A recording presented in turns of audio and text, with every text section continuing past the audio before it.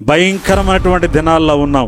ఈ దినాల్లో దేవుని పిల్లలుగా ఈ కూటాలకు వచ్చినటువంటి మనమందరము దీనత్వాన్ని, తగ్గింపును, సహనాన్ని సాధన చేస్తే మనలను బట్టి దేవుడు ఎంతో సంతోషపడాలని ఆశపడుతున్నాడు.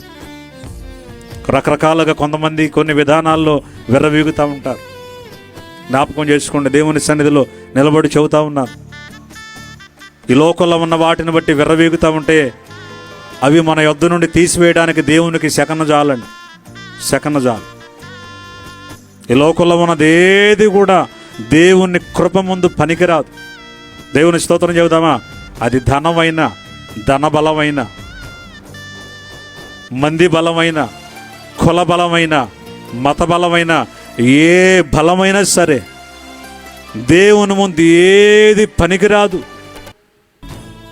దేవుని వాక్యములో, కీర్తనల గ్రంథములో రాయబడి ఉన్నది 20వ కీర్తనలో, కొందరు గుర్రములను బట్టి, రథములను బట్టి అతిశయపడుచున్నారు, కానీ మనమైతే మన దేవుడైన యెహోవా